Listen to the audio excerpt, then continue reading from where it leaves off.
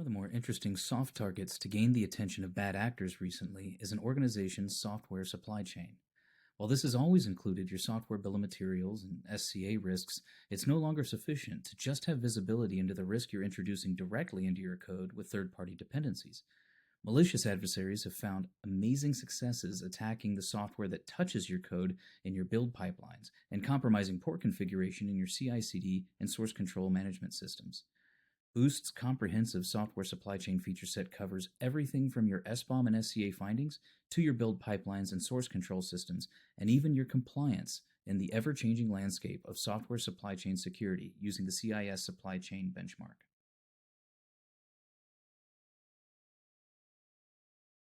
The minute you connect Boost to your source control management or CI/CD systems, we immediately begin identifying risk in your source control configuration that could expose your code to compromise, as well as indexing a comprehensive list of all the components your teams use, like GitHub Actions or GitHub Applications, GitLab and ADO pipelines, CircleCI orbs, and many more.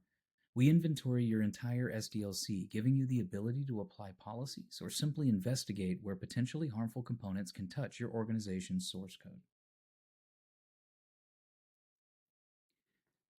Boost Security's supply chain scanner detects weaknesses in your development infrastructure, not only identifying where you have malware in your open source packages and where your open source packages are more susceptible to exploit because of poor maintenance practices, but also detecting weaknesses in the configuration of your source control management system, as you can see here, where we highlight missing branch protection in a repository containing PII. And in your build pipelines, as you can see here, where we've detected vulnerabilities in your supply chain inventory, highlighting where bad actors could compromise your code either at rest or during your build process. You can view your entire SBOM along with all package details within the SBOM pages of Boost. Here you can see and filter on all the known risks within your SBOM, including not only the known vulnerabilities and malware, but also the open source licenses you've introduced into your code, if your package is end of life, or even how well maintained the open source project that generated this component is. In addition, you can view the security risks most important to your organization by reviewing your policy violations, which details not only why your findings are risky, but gives you and your development team clear paths to remediation. With software supply chain risk being a relatively new aspect of security for most traditional security teams, Boost has built in a compliance using the CIS supply chain benchmark as a baseline so that you can view and get a head start on identifying where you have good coverage with known and accepted best practices when it comes to software supply chain security.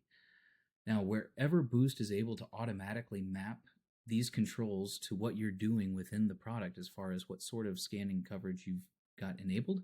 and what sort of configurations you have within your source control systems,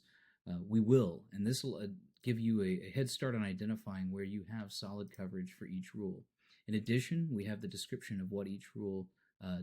requires and what it would take in order to be compliant with that rule. And you can view this across the entire framework for all your assets, filter down to just a specific set of assets to see how they comply, or look at your individual asset groups and identify their specific compliance with each rules. All of these filters are available to you to identify what you're doing well or what you can improve, and you can export these for use within your internal audit teams.